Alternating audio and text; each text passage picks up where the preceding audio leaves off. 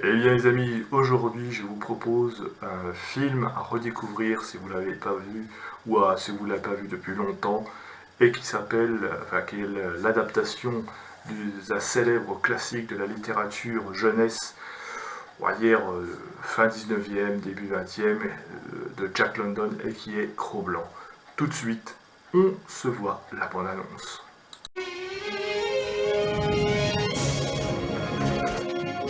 There comes a time in a young man's life You up there for the gold? You got that right. Well, it's out there, just waiting for somebody to pick it up. when he must face the world alone. He must discover who is the enemy and who is his friend. Both man and wolf must learn the first rule of the wild: survival. And as they grow, they will discover that the greatest secret of survival is friendship. All he needs is a little bit of kindness.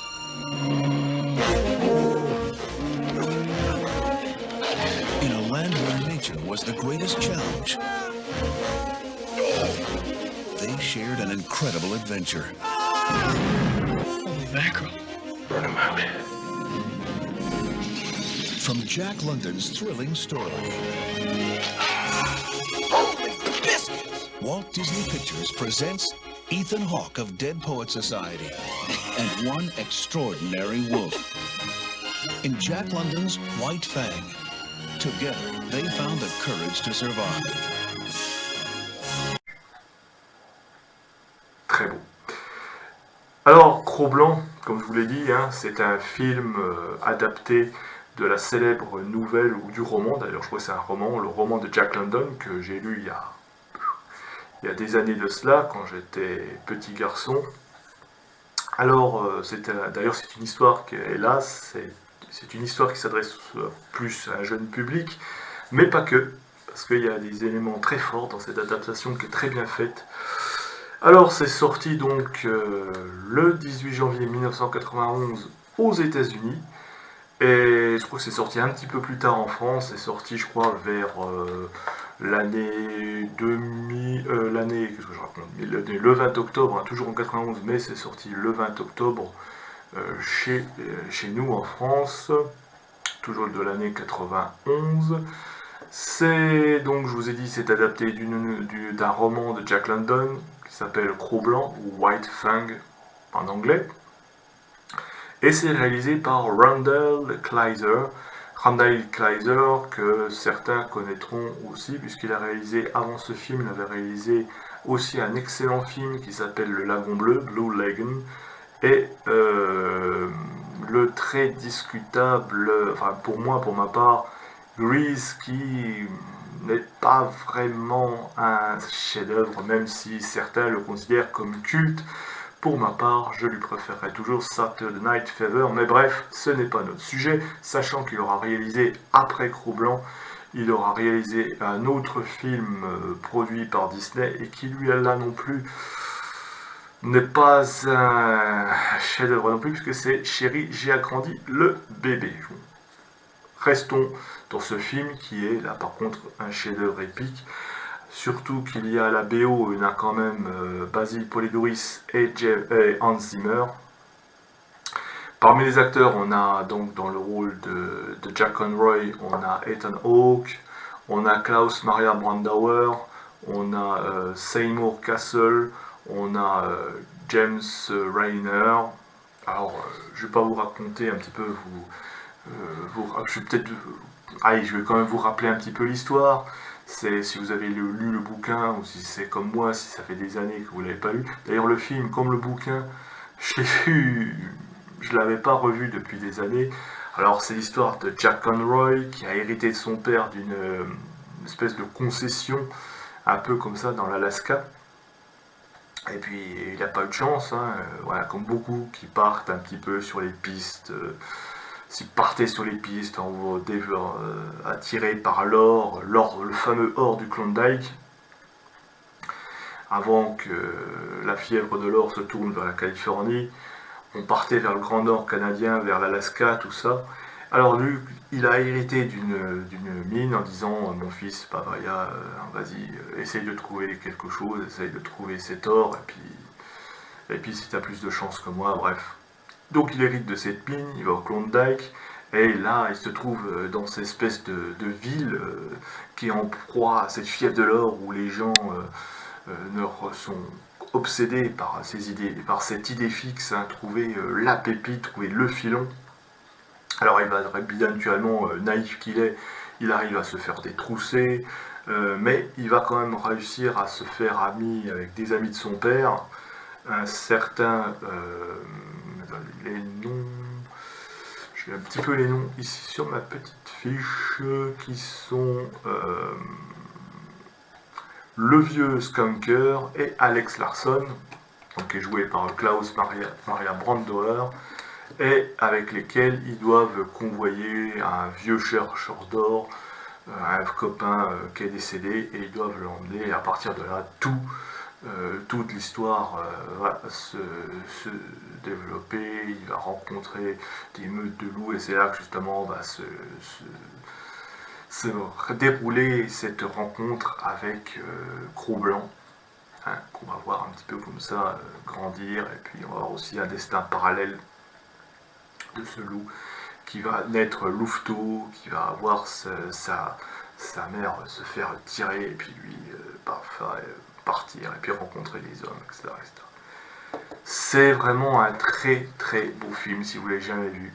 Franchement, c'est une véritable ode à la nature et c'est le genre de film qui fait du bien parce que ben voilà, on aime rêver, on aime les beaux paysages et surtout ce genre d'histoire qui est fait un petit peu en décor naturel avec des vrais animaux, hein, alors qu'aujourd'hui il utiliserait des CGI, surtout dans notre époque où, attention, hein, on doit pas faire dresser des animaux, c'est mal, hein. Alors maintenant on utilise des CGI où on voit des animaux numériques, là c'était des vrais animaux dressés par des vrais dresseurs, d'ailleurs un chapeau parce que c'est vraiment un travail exceptionnel d'arriver à voir des animaux qui étaient bien traités, attention, hein, des animaux qui étaient, mais justement arriver à avoir capter l'attention de ce que l'on veut, parce que franchement on ne dresse pas un animal, mais simplement justement d'essayer de lui dire de regarder là ou de faire ceci, d'arriver à avoir capté l'instant, c'est très très bon travail. C'est une ode à la nature sauvage.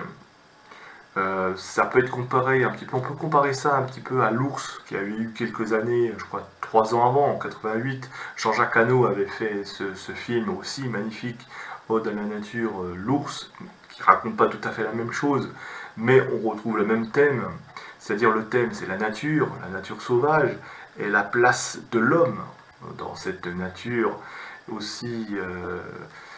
Très intéressant de voir un peu ces hommes qui sont en proie à cette fièvre de l'or, et lui aussi il part pour trouver une concession, et puis finalement il va trouver beaucoup plus que de l'or, il va trouver quelque chose, l'amitié avec un animal, avec un loup, avec un chien-loup, en fait, enfin, c'est un chien-loup parce que bon, même dans le film ils disent que c'est à moitié de loup, moitié de chien, d'ailleurs on peut pas tellement apprivoiser les loups, hein, tout le monde le sait. Donc en général dans tous les films comme ça c'est souvent des chiens-loups parce que voilà, le loup est très difficile à apprivoiser. Mais donc il part pour l'or, hein, et puis finalement au final il va trouver beaucoup plus que ça. C'est très très beau, c'est épique. C'est philosophique même, c'est vraiment philosophique, surtout dans une époque où nous aussi nous sommes attirés par le profit, par faire... Est-ce qu'on ne peut pas souvent se reconcentrer sur la nature, se reconcentrer sur ce qu'il y a d'essentiel? C'est vraiment... voilà, il y a des choses comme ça à repenser à ce film, en plus de passer un bon moment devant une ode naturelle, avec les formidables paysages de l'Alaska où ça a été tourné, tout ça, et puis les acteurs qui jouent magnifiquement bien, Ethan Hawke qui est remarquable, Mario Brandauer qu'on ne présente plus, et toute cette émotion entre entre ce jeune homme et ce loup, où ils vont apprendre à s'apprivoiser mutuellement, entre le loup qui a justement subi la captivité et puis aussi on a voulu faire de lui une bête de combat, et puis ce jeune homme qui a besoin voilà. Et d'ailleurs qui s'apprivoise pas, c'est pas comme ça, hein, il faut apprendre, et justement c'est ça là qui est bien fait, c'est que on aurait pu faire pour un film, ah oui, mais tiens, il s'apprivoise. Non, ça prend son temps, ça se met en place, et ça s'apprivoise pas comme ça. Bref, vous passerez un bon moment, hein, sachant que c'est d'abord pour un jeune public, puisque ça a été, je crois, c'était distribué à l'époque par Warner, ça a été racheté ensuite, mais aussi par Walt Disney. Aujourd'hui, c'est Walt Disney qui l'a récupéré, apparemment. En France, ça a plutôt bien marché. Ça a très bien marché, puisque ça fait à peu près plus de 3 500 000 entrées. Et puis, c'est un budget qui a coûté 14 millions de dollars. Donc, un bon film. Bref, c'est un film qui va plaire un peu aux enfants, aux plus grands aussi, parce que c'est un film qui fait rêver, qui fait réfléchir, qui prête à réfléchir sur le sens que l'on a, nous, humains, face à la nature, et nous montrer que le plus important, c'est pas une pépite d'or, c'est pas un filon, mais que voilà, dans la vie, ben voilà, on gagne beaucoup plus à être protéger la nature que toujours s'enrichir et courir au profit. Chacun pense ce qu'il veut de cette philosophie. Maintenant, voilà, ceux qui préfèrent l'argent, il y a ceux qui préfèrent des choses, des valeurs beaucoup plus, j'ai envie de dire, plus essentielles. Film qui fait du bien donc, et qui reste intemporel. En plus d'être magnifiquement bien joué, bien interprété, franchement je vous recommande le visionnage de ce film, ou le visionnage si vous ne connaissez pas. C'est disponible, on le trouve en Blu-ray, on le trouve en DVD, c'est disponible sur sur Disney+, c'est à la location sur la VOD d'Orange. Bref, vous pouvez le retrouver comme ça assez facilement. Voilà, si vous voulez passer une bonne petite soirée sur un beau film, qui vous fera rêver, qui vous fera voyager, c'est Cro-Blanc de Randall Kleiss avec Ethan Hawke et Klaus Maria Brandauer. Si vous les aimez les animaux, si vous aimez la nature, et puis bah voilà, je vous conseille ce film. Sur ce, mes amis, eh bien, portez-vous bien, restez chez vous tranquillement, à se voir des films, à rêver. Et puis, moi, je vous dis à bientôt et à la prochaine, peut-être demain chez notre ami Megamax, où vous aurez peut-être la chance de me voir en live pour discuter de sujets intéressants avec tous nos chroniqueurs habituels. Sur ce, à bientôt, et puis restez chez vous et protégez-vous bien.